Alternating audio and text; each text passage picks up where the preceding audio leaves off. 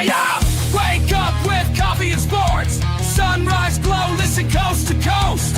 A flow like you know. Offensively, who made them? Oh, Patrick Mahomes. Sideline to sideline with plays to show. This network's got the spark. When you put up 300 yards rushing against someone, that you got your butt whooped. I feel like I would have liked to see Oregon Ohio State in the semis, not the quarters. So I think some reseeding is probably where I would change. But they're out of their mind. They're going to do this 3 quarterbacks in a row. Here's the crazy. I just can't take it. Birds keep flying high, fans cheering loud, and one podcast moving through the crowd. Needy boys brawling, no holds barred loud. This wire life never in doubt. Tune into the vibe. That's my bold prediction for the show. Devin Booker, in the next 3 years, he will be a Houston Rocket. Because I still think Seth is still at the top of his game. I do. I think he's right there. Who knows? Maybe not this year, but one time soon. Why wouldn't we potentially see Seth and Roman? One more, you know what I mean? Tune in the vibe.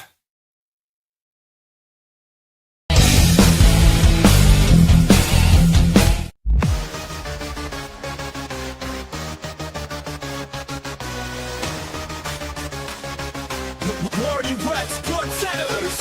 Got me on the mic, now let's spill the tea. Talking courtside dreams from history. Legends on the blacktop now and then. From Wilt to Steph, we hit it again. Open chimes in, let's go deep. Young bloods rising, can't skip a beat. Puppy prospects with fire in their eyes. Draft night suckers and hoop dream highs. Wire to wire, bring the heat. Broadcast magic can't be beat. Do better, we're low better. We're who cares? Trendsetters. What's poppin', y'all? It is your boy, Gardi3, and welcome to the And One Podcast. And of course, joining you just like every week, he is the greatest co-host of all time. He is Mo Better. How you doing, Mo? Hey, what's going on, Brett? What's good, chat? Thursday night, we're talking hoops. No, absolutely. And Mo, before we get into underrated player of the week, just wanted to do a quick shout out. Thanks to Jory real quick for the new logo. Love it. You killed it. So I just wanted to do a quick shout out to Jory of Wire to Wire. Fantastic podcaster, even better graphic designer. Fantastic. Say, you know how it is, Mo? Underrated player of the week. Every week, we like to start out with an underrated player of the week. So, Mo, you want to get us kicked off this week? I'm gonna go with a player who, unfortunately, the NBA just lost a member of their family. He just passed away recently, so I'm gonna go this week and just give Rodney Rogers his flowers. Rodney Rogers was a guy who could put the ball on the floor, could shoot at range, attack the rim.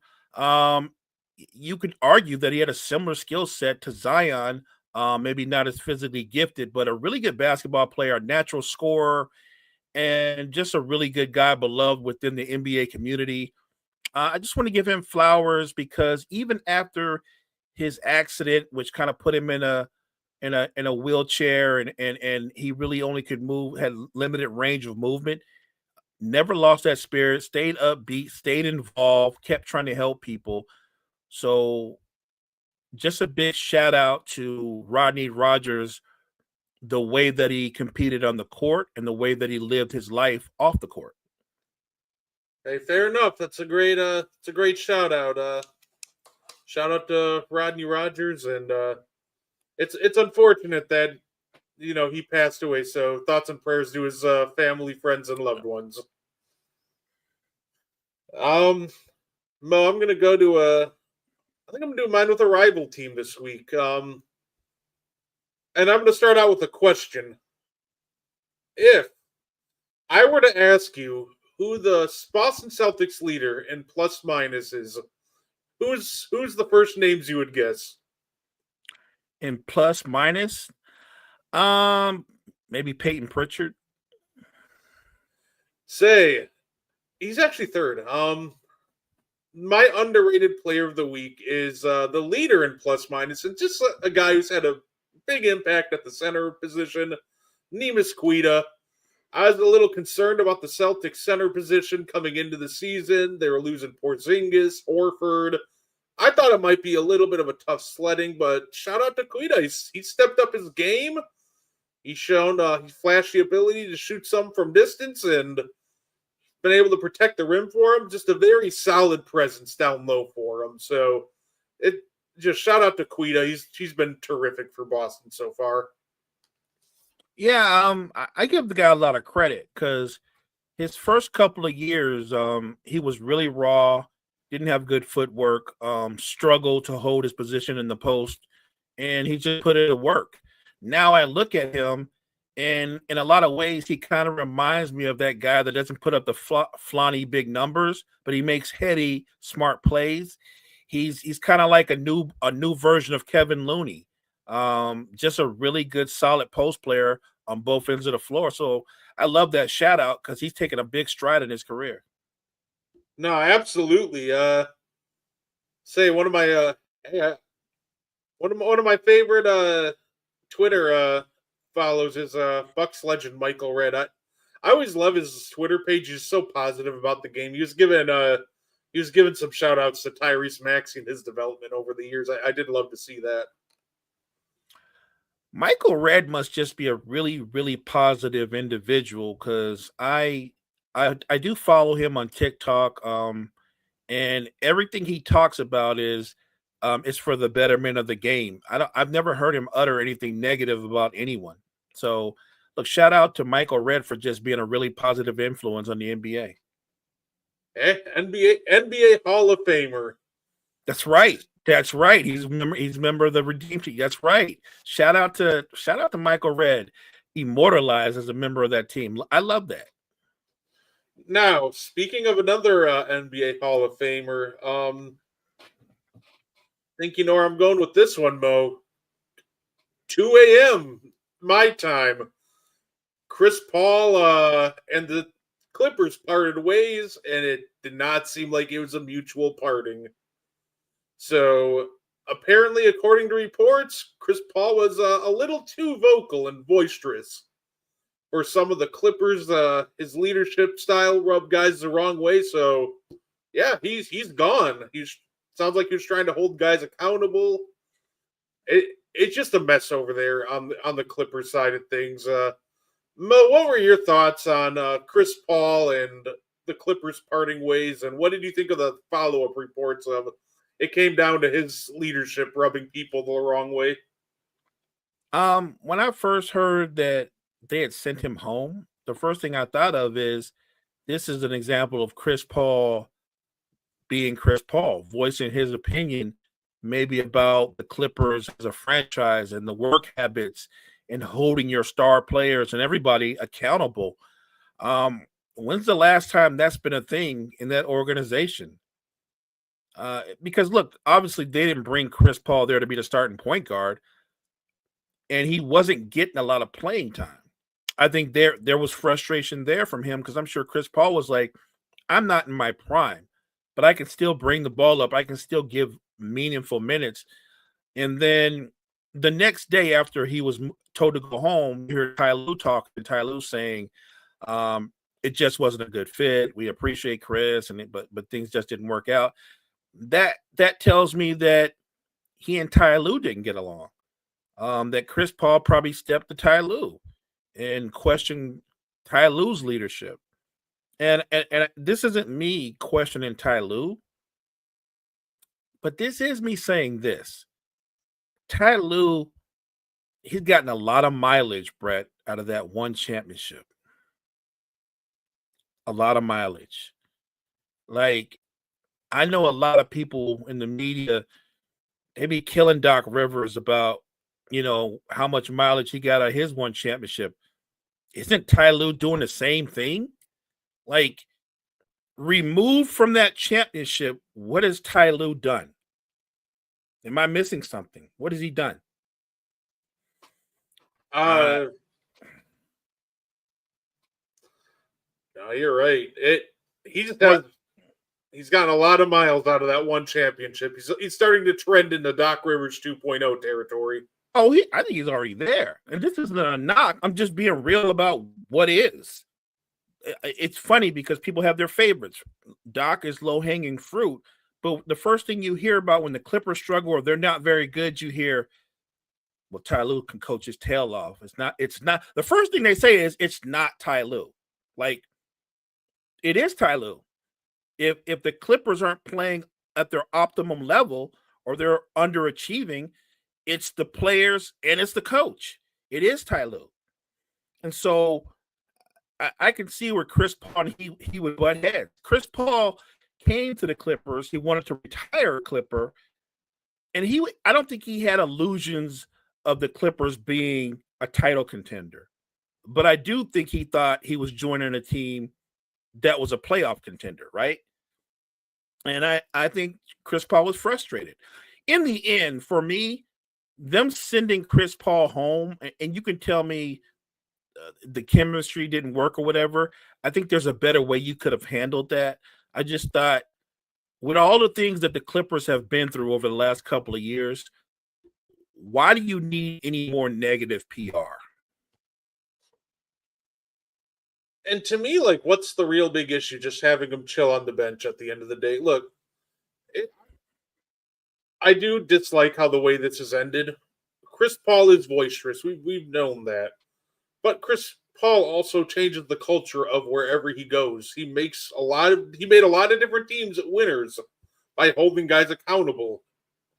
That's who he is. You probably should have known that before you even, got him. So I just genuinely, I don't understand this move from the Clippers' perspective to an extent. Because, I mean, one, for real, he just lost out on a lot of money. You know how many people would have actually paid to come see Chris Paul, even for like 5 minutes a game on his retirement tour? Right. But this also is kind of worrying if you're the Clippers, because to me, it sounds like that they can't handle accountability and leadership. And that kind of tracks, right, with some of the reports, not only with Ty Lue, but with their two-star players. James Harden and Chris Paul, remember, played in Houston together. And the reports were James Harden got him shipped out of town because he didn't like the way that he taught, the way he held them accountable. Like, they clashed all the time and how the offense should be run. Like, those two personalities did not get along. Kawhi Leonard's a guy that ran out of San Antonio, and a big part of that, apparently the tipping point, was Tony Parker and Manu Ginobili in a players-only meeting, straight up asking him, are you coming back this year? So this just seems like a whole team that just struggles with accountability. And if you want to build, a winning franchise, you got to be able to hold yourselves and each other accountable. And I think that moving on from Chris Paul for holding you accountable is the wrong move. I get it. He's on the downhill of his career. He's struggling this year. He's not putting up great numbers.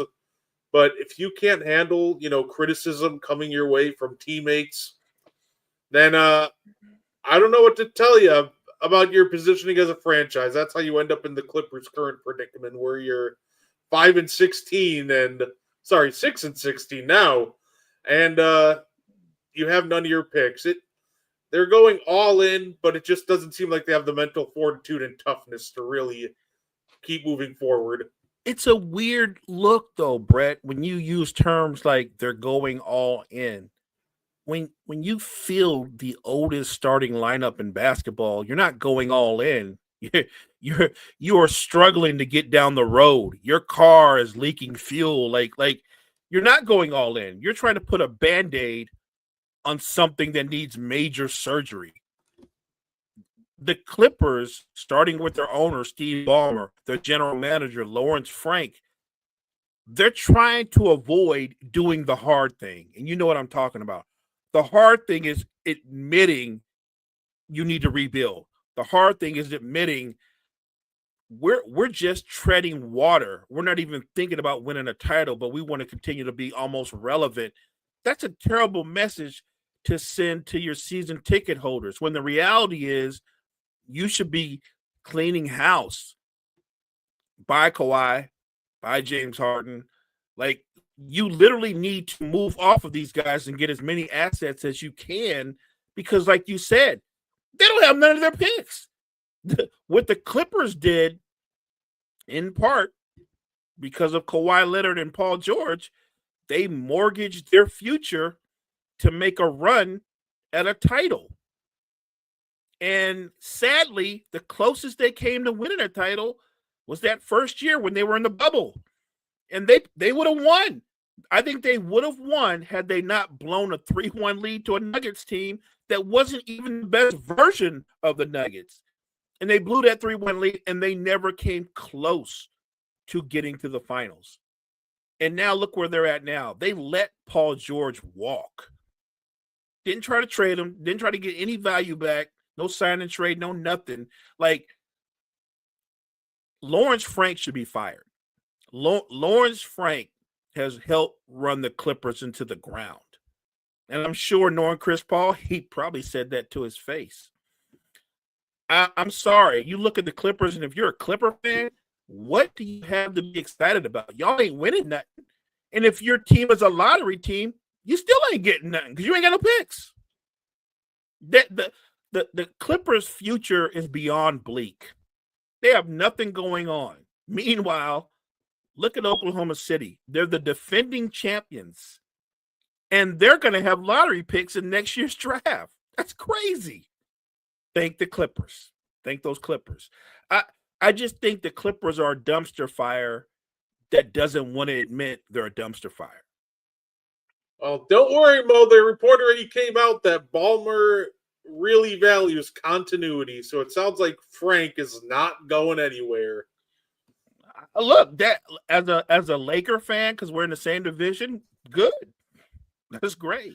So, Mo, what do you do now if you're the Clippers? I got you. Because I'm trying to think like the Clippers, Mo, and I thought of an all-in move for them that it ends up trading another one of their first-round picks. And at first I'm like, oh, I mean, you shouldn't trade any more first-round picks. And then I realized, Mo, we're talking about the Clippers. So naturally, I put that sucker in the trade machine and said, yeah, they probably would trade another first-round pick. But hear me out, Mo. I think this could very well be a Lawrence Frank move to try to save the Clippers. So first, I think John Collins, movable salary, $18 million. It's expiring. Bogdanovich, older. He's getting older. $16 million a year for the next 2 years. I think you can use that salary to match LaMelo Ball. It works. So Mo, what do you think about the Clippers potentially, because this just feels like something they would do, trying to salvage their season by maybe packaging Collins, Bogdanovich, a future first for a player like LaMelo Ball? Just like throwing it out there. We know LaMelo, Trey, and Ja apparently are all on the block. So what do you think about them making a move for one of those guys? Would the Clippers do it? Yeah, they don't value picks like most franchises. And they're stuck in NBA purgatory. They have no choice. That pick, to your point, it'll probably be a valuable pick come 2030, 2031.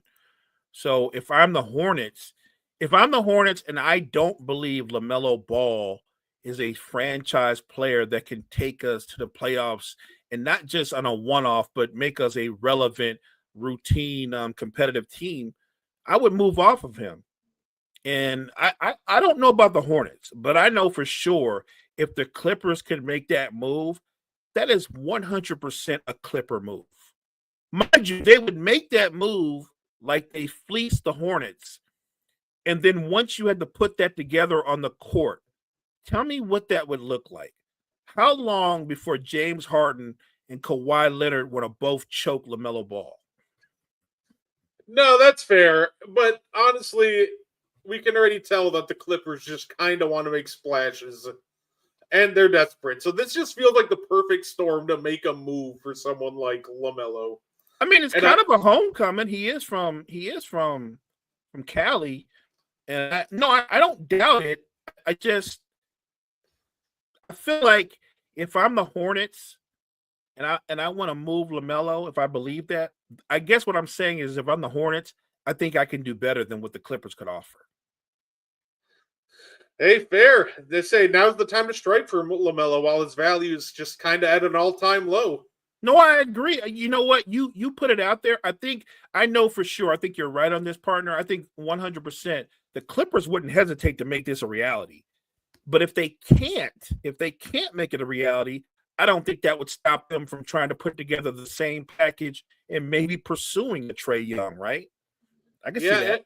And they also have their. This makes me laugh. They also have their 2032 first that they can add into the deal if they really wanna. But I'd strongly advise against doing that. I don't think they should trade any more first, but it just feels like a panic move is coming from them. Come on, partner. You just said it yourself. This is the Clippers. If you're gonna throw in a 31, throw in a 32. What do you guys care about? You don't value the future. It's all about now. And here's the thing. Even if they were able to get LaMelo or Trae Young, and it worked out. I mean, worked out in a way where they're relevant, they're winning, they're in the playoffs. Is it going to work out to where they're going to be lifting the championship trophy at the end of the season? It is not. So again, the Clippers are doing what they've been doing for the last few years. They're putting a Band-Aid over a patient that needs major surgery. And I don't doubt that Trae Young will play well. I don't doubt that LaMelo will play well. I don't think it's going to ultimately turn your fortunes around, though, because LaMelo's young. He's good. But James Harden and Kawhi, they'll just be a year older next year. This situation doesn't get better. It gets worse. I think if you acquire LaMelo Ball, if you're lucky enough, you're the Clippers, you shouldn't stop there with your trading. If you get LaMelo, don't be done. If you're going to be sellers and buyers, like be the ultimate buyers and sellers. Get LaMelo, get rid of Kawhi and James Harden. Oh, hey, whoa, let's not speak too much sense here. They need a full rebuild? Nah. They're going all in. We all know it. No, but you're right. They desperately need a full rebuild, but I don't know. I let's just hope that they know that too. Let's put it that way.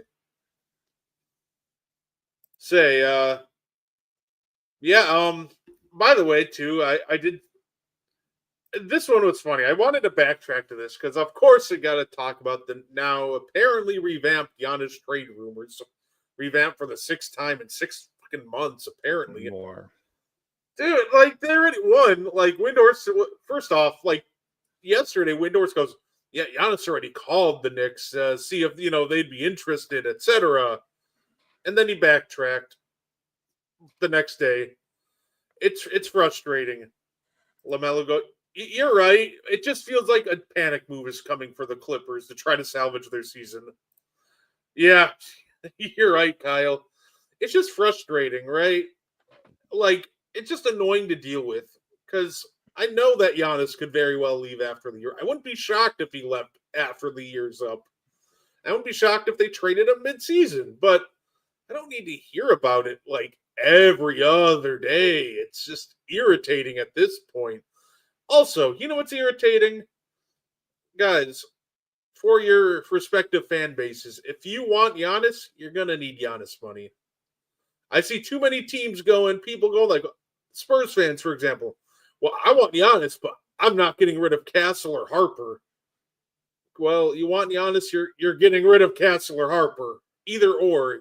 Like, if you're, say, the only way you can get away with it is if you made it like a 3-team trade and you can get, like, for example, somehow convince the Hawks to throw in that Pelicans pick. You get the Thunder to throw in a first, that Clippers first. You would need some insane draft picks for Milwaukee to be like, yeah, we don't need blue chip prospects. We'll just take a first. But the reality is, if you want Giannis, you're going to need Giannis money. Like, my mock draft, I threw together a fun Giannis trade for the Spurs just for fun. And granted, I threw in Vassell and Keldon Johnson just for salary filler. But there's, like, many different ways that the Spurs could go about this if they want to keep one of Vassell or Johnson. But obviously threw in Dylan Harper to the 2 Atlanta first, a Spurs first, and the real prize of the picks being the Sacramento Kings 2031 first. I think something like that, where it's like the equivalent of 5 firsts when you throw in someone like Dylan Harper, is reasonable. People trying to get Giannis for, Mikal Bridges 2 firsts in 7 seconds. Yeah, no, we're hanging up the phone on you. So if you want to throw Giannis mock trades, go for it. Knock yourself out. But at least try to make them realistic, please. I like that. Chat, I say go for it, chat. Everybody in the chat, come up with your best mock trade. The Spurs have the most assets. The only team that has more assets than the Spurs would be the Thunder. And the weird thing is the Thunder might be one of the few teams that are like, we don't need Giannis. They'd love to have him, I'm sure, but they don't need him. I think the Spurs need him. I think Wemby needs him. I think he would be so good for Wemby. I think the partnership could be very similar to Robinson and Duncan. I actually think it would be better because Robinson was at the end of his career. Giannis is still at the peak of his powers right now. Wemby would still have Giannis at least for another 3 years at a super high level before the decline kicks in. You're telling me you don't think Giannis is going to be able to get them to one finals at least? I think they might get to a couple of them. But to your point, when you get somebody like Giannis, you got to pay the price. You're going to give up Harper, or you're going to give up Castle. You're going to give up one of them, along with a Vassell or Keldon Johnson and picks. And it sounds like a lot. It is a lot because you're getting back one of the best players of this era, a transcendent player who's in his prime. It works that way. See, and like this trade, I don't hate it. I think you'd probably have to add in like another first. It's probably going to require at least either 3 firsts and then another player that's the equivalent of 1 or 2 firsts. So that being said, I think if we talk like, let's say the 2030, I think the Bucks will target 2 things if you make a deal with San Antonio: Dylan Harper and the 2031 Kings pick. I think those are the 2 most valuable assets you got. And I think that's exactly what the Bucks would target. And then I think you're probably going to be looking at giving them the 2026 Hawks first, and then maybe like your 2029 first. Say those are like the Hawks and the 2029 Spurs first. Middle of the road for the Hawks. Probably a late like in the 20s for the Spurs pick, and then the Kings pick.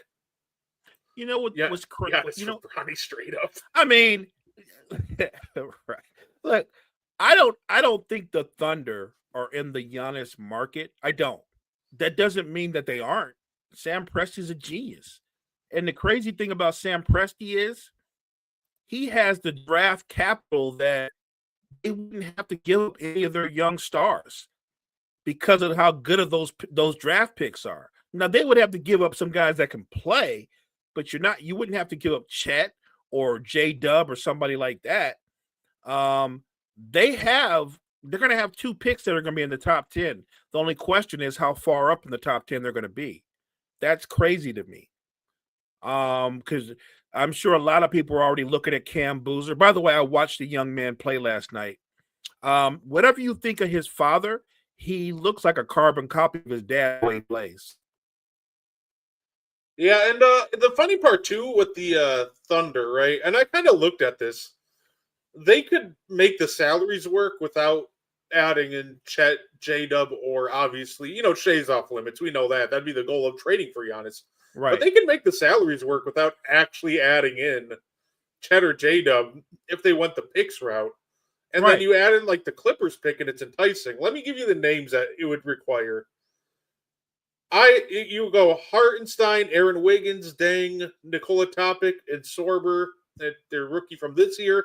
The salaries match. You can take out one of them if you want and add Lou Dort if you really want to. At that point, you know what the Bucks are going to do. They're going to be like, okay, you're not giving us any blue chip prospects, so we'll take that Clippers first, and we'll take, 4, 5, 6 first. Like, I think if you send Giannis to the Thunder, that's when you get some absurd, like, hey, 6 firsts for Giannis. If they decide to not, trade any of their prospects. But it's an interesting idea to see it. It really is. You bring up an excellent point. They're the one team that have the assets to where they wouldn't have to trade any of their core players, and they can make, other than maybe a Hartenstein, but you would still keep Chet, J-Dub, along with Shea, and you're adding Giannis to that core. That's insanity to me. Look, I'm not saying it's going to happen, but Sam Presti has played his cards perfectly to put himself in a position to where if he does want to make a big move, instead of like relying on adding more draft picks, the Thunder are built. They have the flexibility to do that. My gut feeling is and it's a big if Giannis is actually going to be moved, I still think the Spurs are the natural destination. They have the assets. The only difference is they don't have the cushion that the Thunder have, so you will have to give up somebody of value. If it's not Castle, it will be Harper. You're going to give up one of them. If you're not going to give up one of them, there's no way San Antonio even entices a deal with the Spurs, because they're going to want a young piece to be part of their next iteration. Because let's face it, when you trade Giannis, you're basically in a full-on rebuild. There are a couple of young players in the Bucks right now that you would keep, obviously, but most of those guys, they won't be part of your future. You know what the risk of this is, though? Mo, you witnessed this firsthand, right?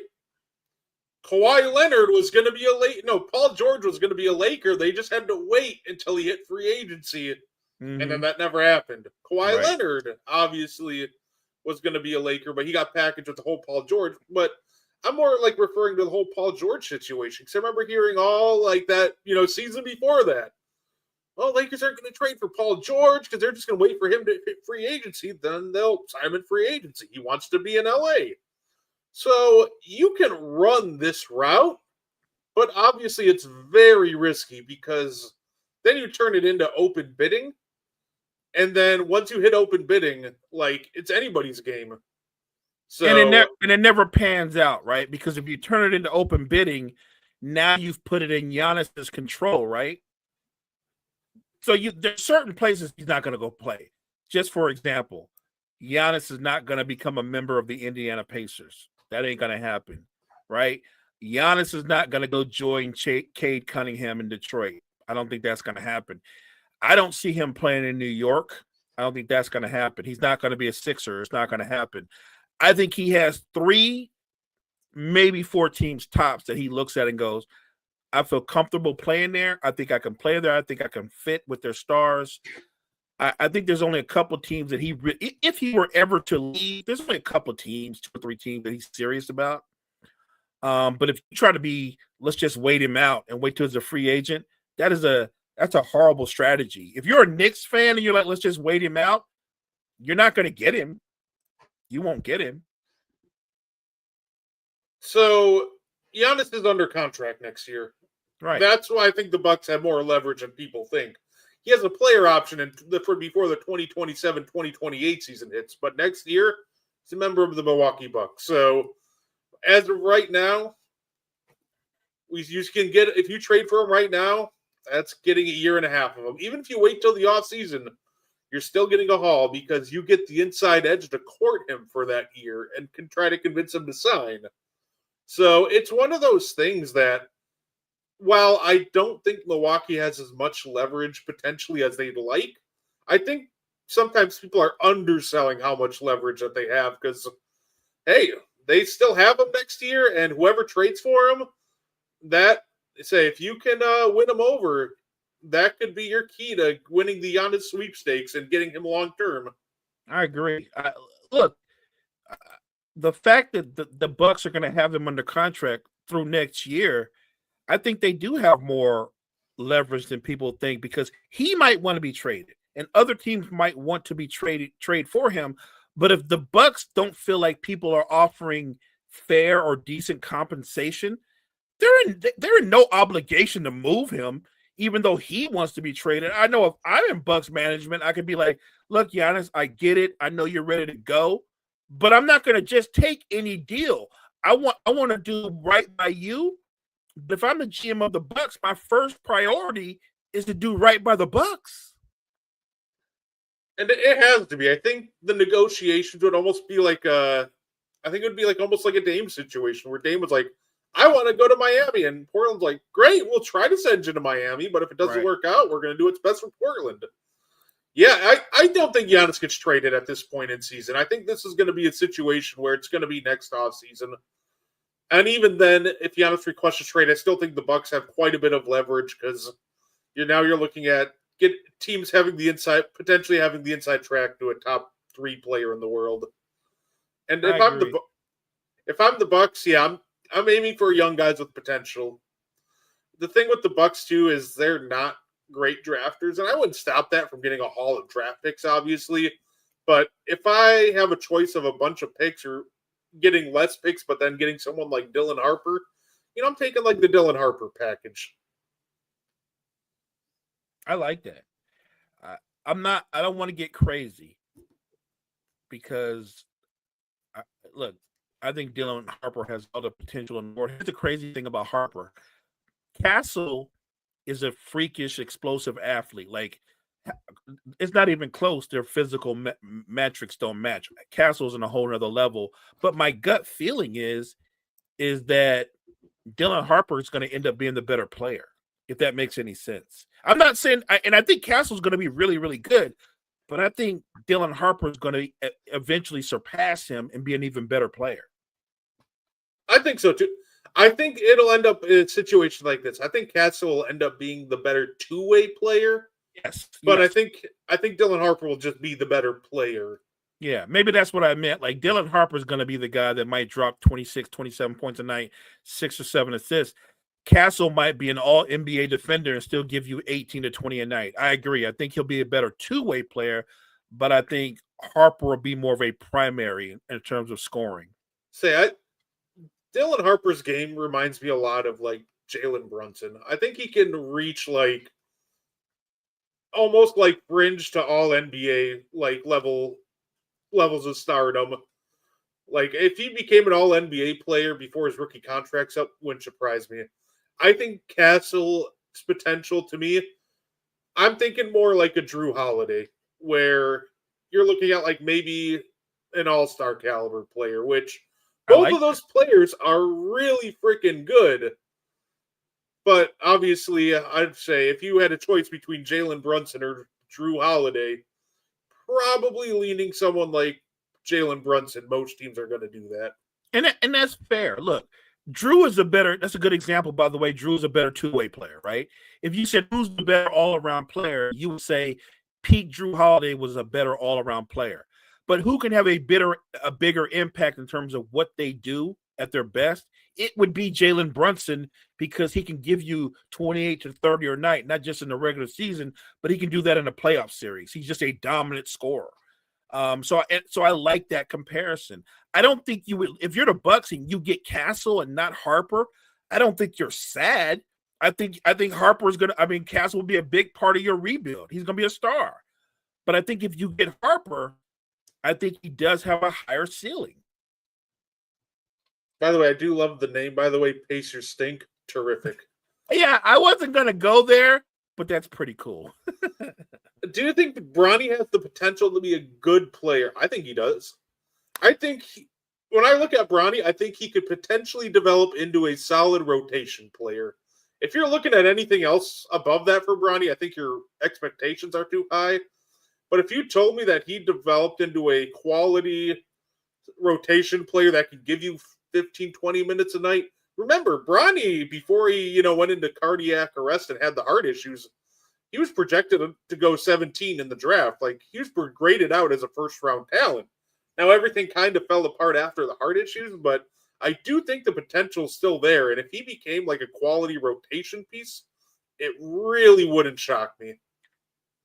I'm kind of with you, partner, but I'll go a step further. I think his future will be brighter once he gets away from his dad's shadow. So whether LeBron retires first or maybe goes somewhere else another season, or maybe Bronny goes to another franchise, I do believe he can be a really good rotation player. I think Bronny can be the type of player that's very similar to Gary Payton II. Yeah. I think he has that kind of ability. Yeah, absolutely. I think he can have an impact on winning. I just feel like the extra scrutiny right now that he has with, being with LeBron is creating some unfair expectations for him. By the way, Mo, my favorite report of the day, and we touched on this in the group chat, so I don't know if the chat saw this, but apparently Gary Payton Jr., by the way, like the Warriors version right now, not like the glove Gary Payton. I saw Gary Payton, and I'm like, we better clarify that we're not talking about like the glove from the Supersonics. Yeah, but my favorite report for today, Mo. Giannis and his representatives reached out to the Bulls about a potential deal, and the Bulls said that they are not interested in breaking up their young core or changing direction. Okay, so you saw this before I did, and then I came in late. But the thing that stood out to me was they're not interested in breaking up their. Am I missing something? Because I know who's on their roster. I know who's on their roster. Now, you and I both like the young man from Europe. We both think he's going to eventually be a star. But he's still very raw. The only two people that any team would pursue would be Getty or him. But when you say core, you make it seem like you're Oklahoma City. What core are you talking about? Who would believe that Giannis would go, yo, I want to play in Chicago, right? Like I know you guys are barely like in the play-in, but I want to play for Chicago. And by the way, even if Giannis reached out, you do realize by the time the trade was finished, all that whatever core they're talking about, because I don't know what core they're talking about. What young core? There's Josh Getty. What is that young? Matas Buzelis would be their right. Other core. There's Getty, Buzelis, and then a bunch of Jags. And Nick Vucevic, who's I think Vuce is like 34, 35. So what young core are you talking about? Because I know you're not talking about a young core that includes Patrick Williams. I know you're not talking about Patrick Williams because he's not in high demand. Look, Chicago, I'll give them credit. They came out very competitive, got off to a fast start. But if you've been following them, they've come back to the pack and started to look a lot like they've looked the last couple of years. Even though, to Josh Getty's credit, he stepped his game up and become a much better scorer. I don't see where Giannis would be a member of the Bulls. That doesn't seem realistic. Just for fun, I did put that into the trade machine to figure out how they can make the salaries work. And it's hilarious, the contracts that would make the salaries work. So in order to get Giannis, they would need to pretty much trade all their depth that would make the team decent with Giannis anyway. So there's really not a point in doing it. Or, Mo, they can try to convince Milwaukee of this. Big three, Mo. You're the GM of the Bucks. I'm the Bulls. I'm calling you. Hey, I want Giannis. Here's what I'm going to give you. I'm going to give you a ton of picks. And the three players I'm giving you. Kobe White. Okay, that's kind of attractive. Nikola Vucevic and Patrick Williams makes the salaries match, ladies and gentlemen. You can sub one of them out, I guess, for like Jalen Smith in year like 6 if you really wanna. And by the way, Kobe White is actually a really good player. I think on a winning team, on a title contending team, Kobe White has Lou Williams kind of ability, right? He's got Jay Crossover, Jamal Crawford kind of ability, Malik Monk kind of ability. He's instant offense off your bench, on any bench. So he does have value. But if I'm giving you Giannis and you're including Patrick Williams in any package, voided. Voided. Trying to sell the Bucks on 2025 Nikola Vucevic. I'm just fighting him at the draft at that point. Right. Come on, man. Like the Bull, I think that's another Shams Charania scam. Like Shams has been talking about Giannis getting traded. It feels like the last couple of years. I can find you Giannis mock trades from the year after he won Most Improved Player. They've been trying to get him out of there for a while now. Say, I don't get my hopes up firing Doc. Doc's a weird guy, though. Here's the thing. Doc, when it comes to, like, actually managing a championship level team, not great. We've seen this multiple times before. Doc, when it comes to managing, like, a lot of underachievers, he's actually pretty good at that. Like, when there's no expectations, Doc's pretty good. And the year I always point out to, the year before he went to Philly, Mo, that year when it was like Lou Will and Montrezl Harrell led Clippers team. I remember that. With like rookie Shea. Yeah. I remember that. So, like, I would love to fire Doc. I've made it very clear I'm not a Doc Rivers guy. But I think we're just kind of stuck with him. And I think as soon as the expectations drop, maybe he performs at that point, which I'm still going to be mad, but it might be entertaining. So what you're saying is, should you guys trade Giannis, Doc's going to start shining. Pretty much. He's the star. When there's no expectations and no pressure, he's a hell of a basketball coach. If I'm Milwaukee, I wouldn't. No way I would send him to the Eastern Conference if he's traded. He's going with. Here's the thing, though. Kyle said Giannis and Doc for Wemby. Who says no? Hey, you know what? Doc got traded for a first before. Clearly, he's worth one first-round pick. The Spurs say hell no. That's who says no. Trade him to Brooklyn. Trade. Say, so here's the thing about trading Giannis to an Eastern Conference team. If you're Milwaukee, if you have the best package, you don't really care. You're not competing at that point anyway. You're just kind of rebuilding anyway. So if the Hawks, for example, came in and went, hey, we're going to give you the other half of that Pelican swap so you could possibly have 2 lottery picks in this loaded draft. We'll give you Ricochet, Porzingis, or we'll maybe even, I don't know. We'll aim for the moon. We'll give you Trae Young. We'll give you more picks. If you're the Bucks, you go, sure, why not? You want to try to run Giannis, Jalen Johnson, Okongwu trio? Knock yourself out. We'll take the picks. Because I just think that after Giannis leaves, we know the Bucks aren't going to be competitive. So at that point, if you're Milwaukee, it's just got to be, hey, I don't care if they're the East, West, EuroLeague, Australian Basketball League. If you give me the best offer for Giannis, take it. Just by the way, I know, chat, we spent a lot of time talking about the potential of Giannis getting traded, but you are talking about one of the 5 transcendent players in the game right now. But another guy who was, I guess, booked as being a transcendent player, I think he should be on the move. And the guy I'm talking about is Zion Williamson. If you're the Pelicans, this is year 6.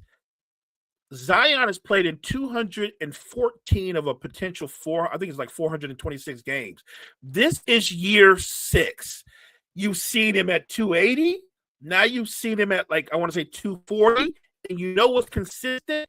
Both versions are brittle. Both versions are injury prone. If your Pelicans management, how do you not get off this train? How do you not realize this dude, it's not about his talent.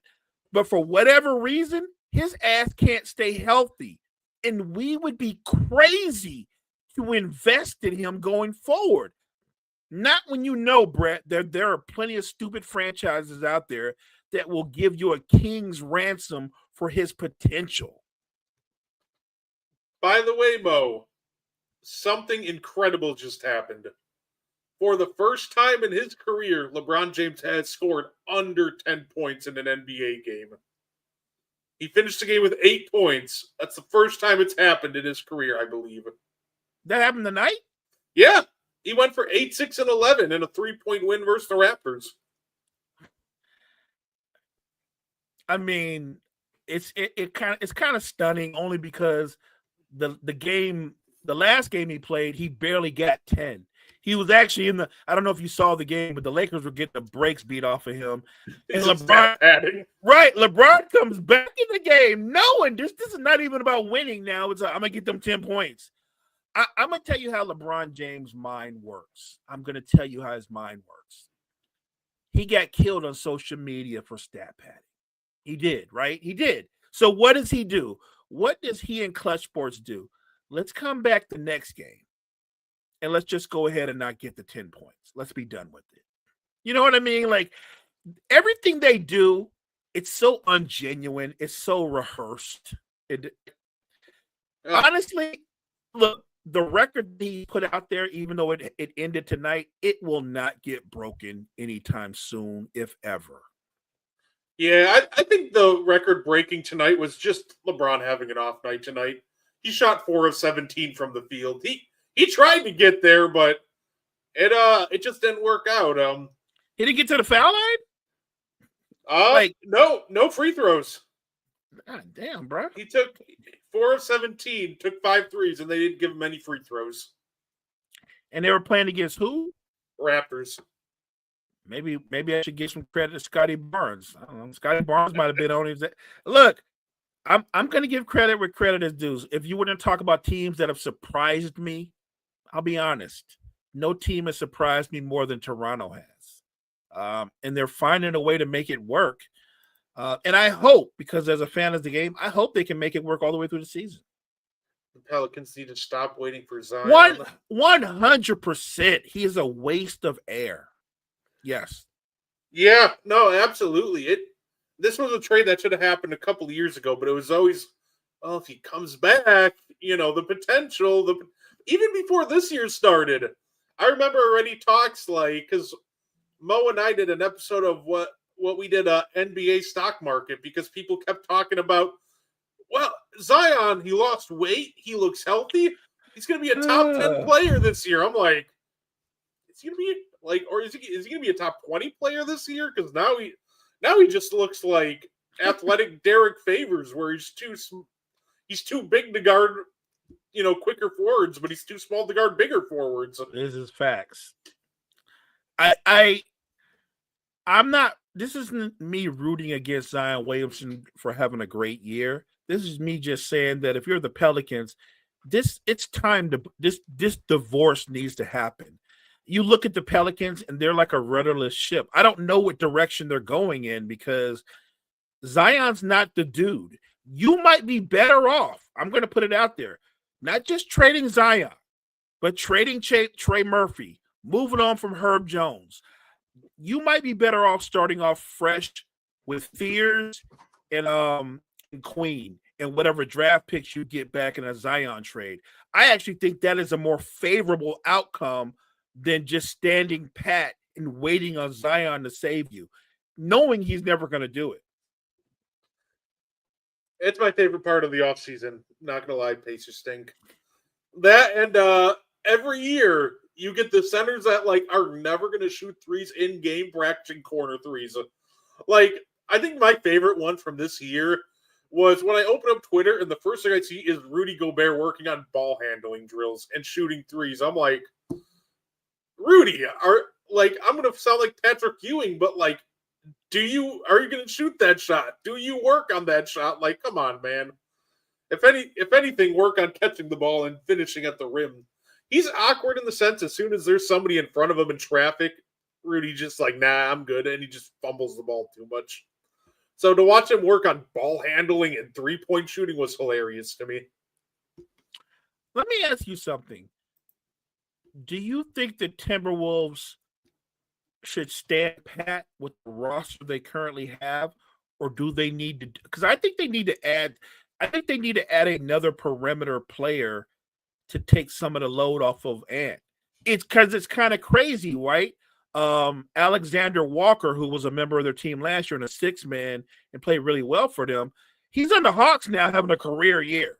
Like every night, this dude's dropping 25, 26, sometimes 30 points. Like, and I'm going, and I'm watching him play, by the way, Brett. And I'm like, I didn't know he even had that in his bag. Like, if it feels like Minnesota was holding him back. Like, what Minnesota needs is what Alexander Walker is providing the Hawks right now. They need another perimeter player that can create for themselves and others and take some of the load off of Ant.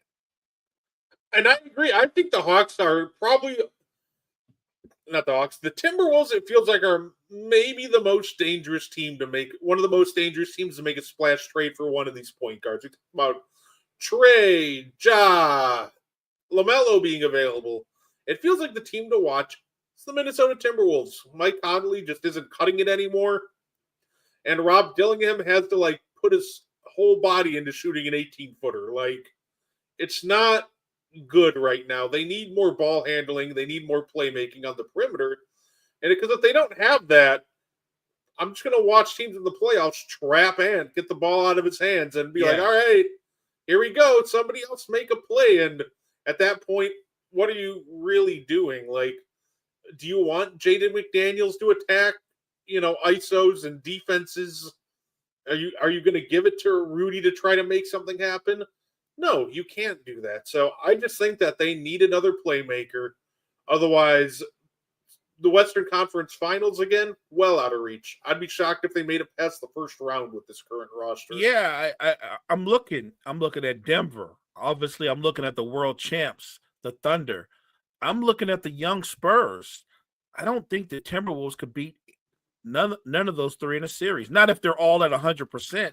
I just don't think Minnesota has enough firepower. You pointed out, partner, Ant is tremendous, but in the playoffs, what do teams do? They blitz him all the time because they're not afraid about nobody else on that team being able to beat you on the dribble. Yeah, no, absolutely. Like, obviously, Julius Randle helps, but at the same time, the Julius Randle version of playmaking is just kind of him catching the ball, turning around, facing up the defense, and he's not very much a that quick of a decision maker. So by the time he's ready to make a decision on if he wants to pass or shoot, well, guess what? The defense is already back, recovered, reset, and now your advantage is gone. I think the Timberwolves are a great regular season team, but if they don't make the changes that they need to on the perimeter and upgrade from Mike Conley and the Rob Dillingham duo, short-lived come the playoffs. Yeah, I think so too. I think it's just asking a lot from Ant. And he's a terrific player, but you got to have floor balance, and they really don't have that. I'm looking at a team like Dallas, who most people say should be sellers. It's hard to me. It's simple. Cooper Flag is your future, and if I were Dallas, I know Nico's out of the picture, and maybe Mike Finley's taking over, or maybe it's a group effort. But as good a player as AD is, I would move off of him. He's 32. He's going to be 33 next year. And he still has value. Why would you not move him? Because he's not part of your future. All I'm saying is your best player is 18 years old. He and Anthony Davis are not going to grow together. Kyrie's already 33, going to be 34. He also is not part of your future. I love both of those players, but Dallas has to do, to me, they have to make moves, Brett, that complement Cooper Flag and will help Cooper Flag's development going forward. Anthony Davis and Kyrie Irving do not help Cooper Flag. I was joking with a buddy of mine because he's a Mavericks fan, and I told him, you know what the Mavericks should do? They should trade for LaMelo Ball. You know what would really help Cooper Flag? LaMelo Ball, D'Lo backcourt. Let's do it. Now, obviously, being very sarcastic, that would be the most unintentionally hilarious backcourt for anybody that isn't a Dallas Mavericks fan to watch. But no, I completely agree. I think you know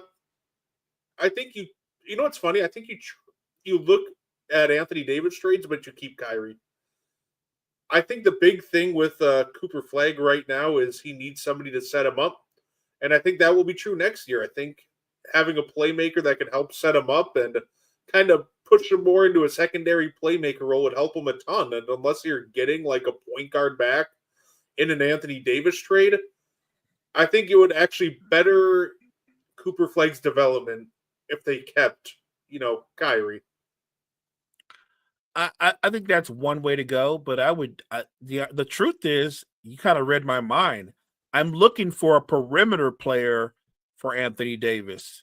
It doesn't have to be a point guard. It could be a wing who can create and give you 6 or 7 assists.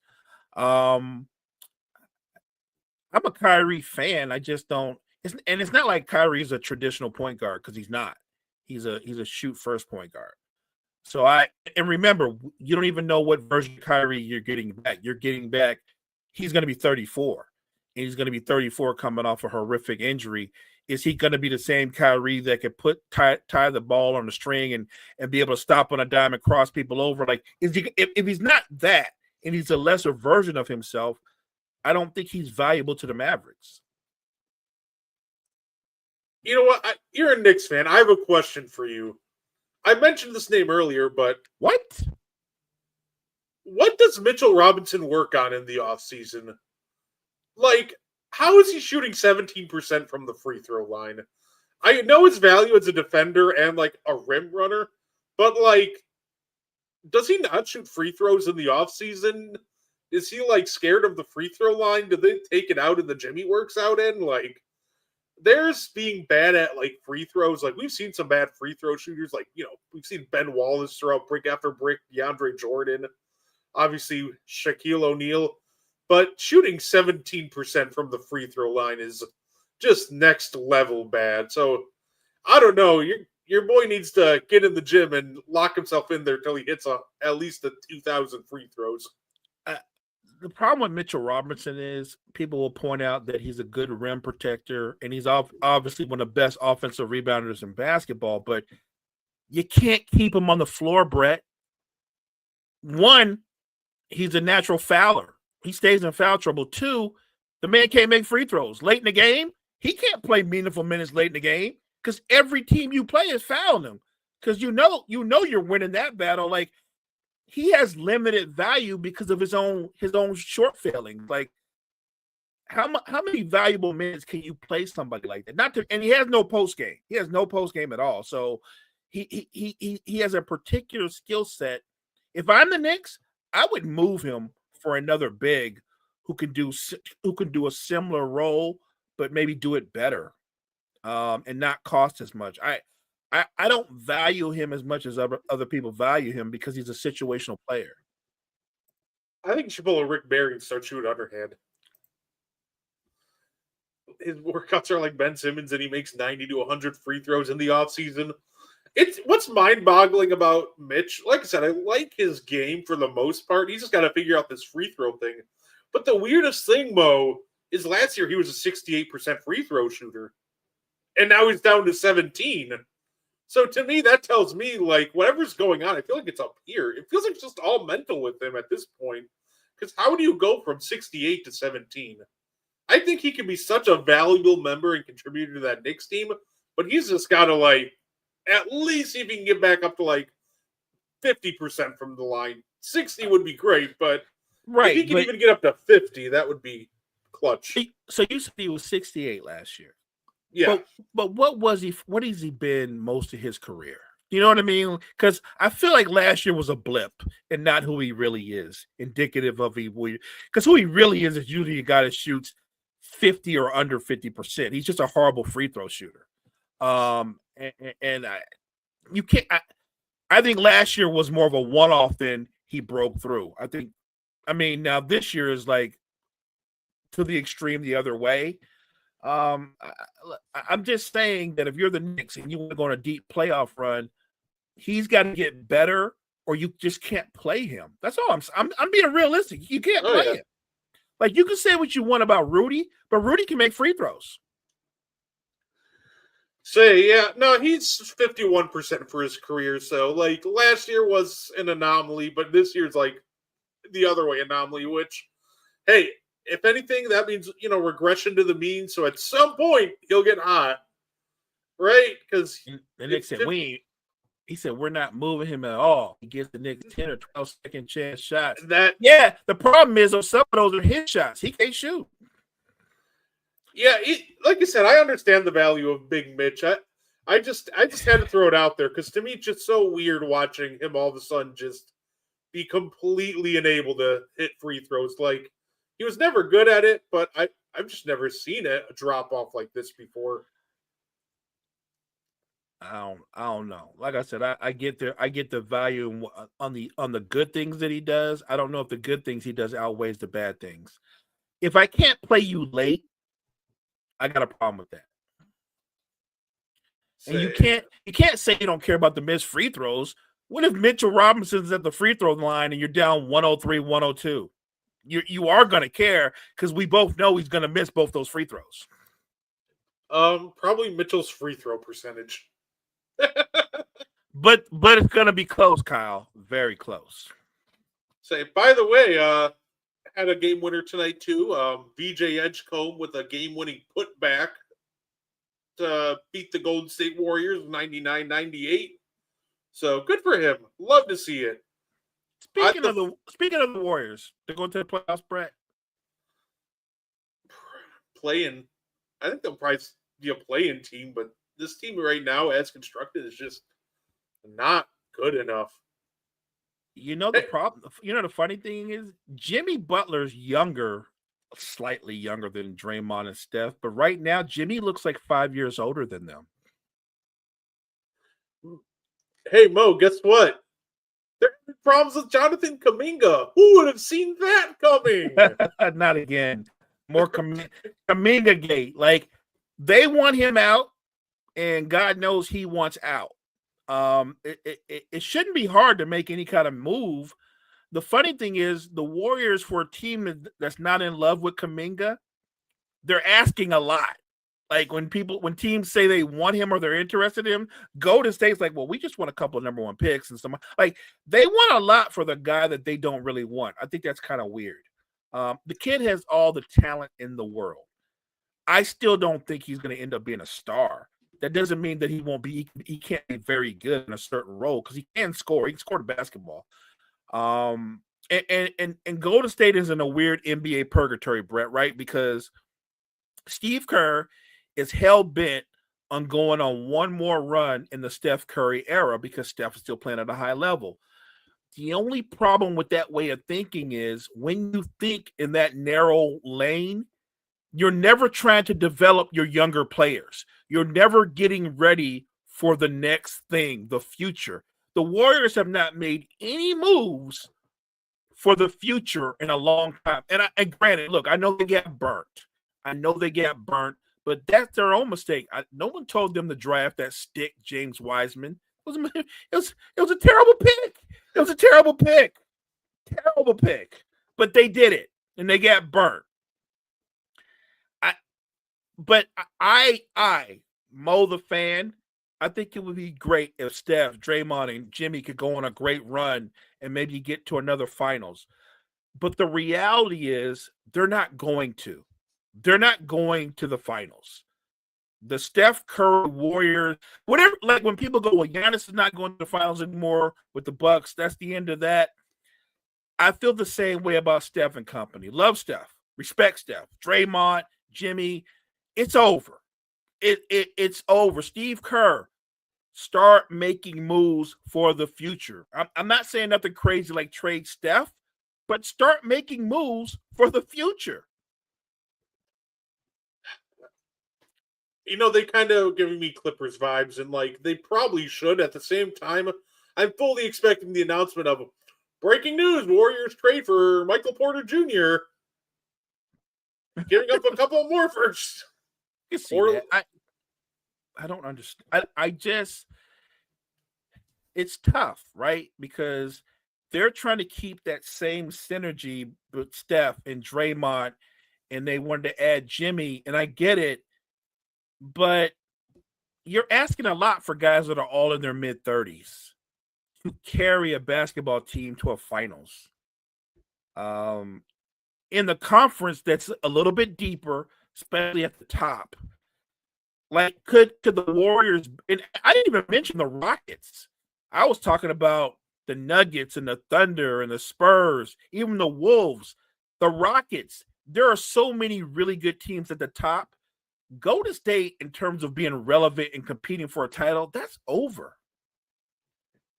I think Kaminga, yeah, he just doesn't fit the system. I think Kaminga could be a good, like, 20 a game scorer on a bad team or some small market play-in team. Like, as a member of the Warriors, yeah, that's over.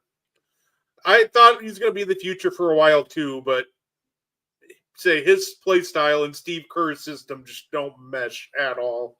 They made some mistakes though, Brett. We don't talk about this a lot because it's old news. They should have never got rid of Jordan Poole. They should have never got rid of Jordan. Look, now we knew before he even got to the Wizards, we knew Jordan Poole wasn't a primary. We knew he wasn't a number one, but he definitely proved right away that he was perfect in the role of instant offense off the bench. The guy's a bucket getter. He fits what they did to a T. You lose Jordan Poole, or you don't lose him, you trade him away. You get a Kaminga, but you don't value Kaminga because you're still trying to like put everything on the old guard. It's a weird thing because Steve Kerr is so invested in right now. He's not ready to face the future. And I feel like the weird thing is when Steph leaves, I feel like the same year Steph leaves, Steve Kerr's going to leave. Don't forget another name that went out in that Jordan Poole trade, Ryan Rollins, who's breaking out from Milwaukee right now. Ryan Rollins is hooping, all right? And by the way, we want to shout out some underappreciated hoopers. Let me shout out those Nembhard brothers. Those Nembhard brothers are hoopers, okay? Both of them, I know the Pacers are having a tough season, but Andrew Nembhard has actually played well. They're just not having that great season. His brother, he might be the answer to the Mavs prayers right now. I know one thing, Cooper Flag appreciates him. That kid is a hooper. I'd say, no, fair enough. Before we get up on out of here, Mo, I want to get your reaction to this report. It's another Bulls report, and this one to me is also funny. Say, the Chicago Bulls are trying to follow the Indiana Pacers formula and believe they have their Tyrese Halliburton and Josh Giddey, and they are now searching for their Pascal Siakam. Let me be really, really fair. I think Josh Giddey has taken strides in the development of his game, especially as a scorer. He's already a good passer. The best version of Josh Giddey and the best version of Halliburton, they're not in the same neighborhood. And I'm not knocking Josh Giddey. Halliburton just played in the finals, man. I mean, just ran through everybody and gave Oklahoma. It's not like Oklahoma City won 4-0. They gave Oklahoma City more than they ever expected. That's a 7-game series that, had he not gotten injured, I have no idea how that ends. That's how good he was. So while I respect what Josh Giddey has done, I think it's crazy to say he's Halliburton-like. Their skill sets are the only thing they're similar at is they both like to pass the ball, but Josh Giddey can't play with the pace or the quickness that Halliburton played at. So I don't know what they're talking about. Yeah, and of course in that game 7, Hallie ripped off like 3 threes before his Achilles went off. Right. Like, he gave me hope. I'm like, Pacers are about to do this, aren't they? And then of course the injury happens and that's it. But he is super nasty. He is. I'm a big fan. And look, I like Josh Giddey. Clearly, Chicago thinks a lot of their talent. Like I said, when you can turn down Giannis and go, we're not messing up our core. Clearly, Billy Donovan knows something that you and I don't know. It makes me think that they're going to make a Gideon's caliber like Patrick Williams. We need to just hang that up on the board. That is pure facts, Kyle. That's facts. Oh, so it just makes me think that the Bulls are making a move. I just don't know what it is. I don't. The funny part is they're like, yeah, we don't want Giannis, but hey, Anthony Davis, we're right in those talks apparently. I think that's hilarious to me, but I think I feel like they're going to end up paying a king's ransom for a forward, and I'm going to give we'll throw out a name. I'm throwing an idea. A reunion of sorts. Don't give that Pacer bum any credit. Hey, you know what? I respect the hate. I respect it. That's a true Knicks fan. Mo, hear me out. I could very well see the Bulls having a reunion with Lauri Markkanen. No. If they are so convinced they're one piece away and they're looking for an all-star caliber player, outside of Giannis, Mo, who's the all-star caliber player? Like, the only guy available is Lauri Markkanen. It's Markkanen. And I said no, but in a weird way, it makes sense. He would go there. He would be their leading scorer, and he'd be the guy that Getty can play off of. Which is weird because he was already a former Bull. But you know what? I feel like it's a move Chicago would make. As crazy it may sound, I wouldn't write it off. And I feel like they're concerned about age. That's why they decided to say no to Giannis, but yes to Anthony Davis for whatever reason. But it feels like that Lauri Markkanen also checks that age box because he's actually closer to the core in age. The core. I like that. I to be fair, though, I'm still convinced that I could give the Bulls like a legitimate core. Like, I could give the Bulls the OKC Thunder roster. And if Billy Donovan's the coach, they're getting knocked in the first round. I don't disagree with that at all. By the way, I don't disagree with that statement at all. Look, I find it weird that Chicago was leery about trading for Giannis, but they're very excited for trading for 32-year-old injury-prone Anthony Davis. I don't understand that way of thinking. Markkanen makes the most sense because I think he's like 26, 27. And he's just coming into his peak. So, look, I think you're right. I think the Bulls are going to overpay for a forward. I just don't know which forward it's going to be. Yeah, I will die once they do it for Anthony Davis and then use the excuse, well, he's the hometown kid. Oh, it's going to be great. I'm excited for the Bulls to do something stupid. Yeah. That was short-lived. It was short-lived. Look, at least our guy Will had some excitement for a week, being a Bulls and Saints fan. This is true. Will had a really good week to start the season, a couple of weeks. He did.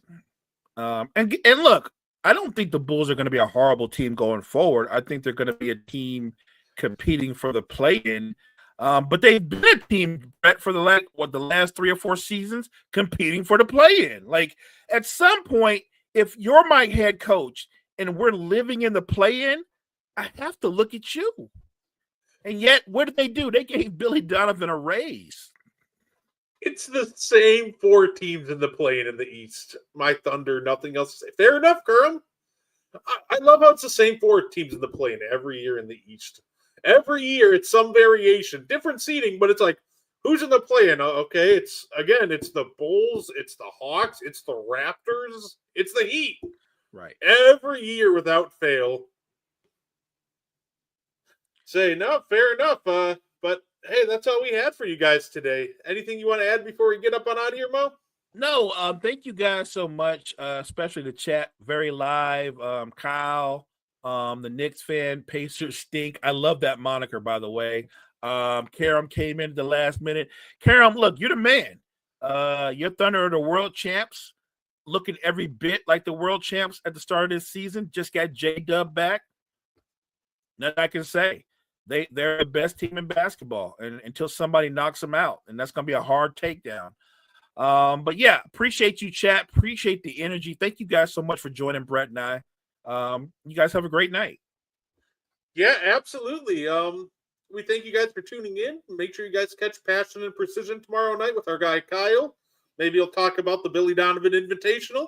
But that being said, we thank you guys so much for tuning in and enjoy the rest of your night. Thank you for tuning in to the And One podcast. If you like our content, you can find more on the Wire to Wire Podcast Network on YouTube, Facebook, and Spotify. Want more And One? Find it on Wire to Wire. Like and share our Facebook page and join the And One Discord. Grab the link to join from our Facebook. Thank you for tuning in and have a wonderful day.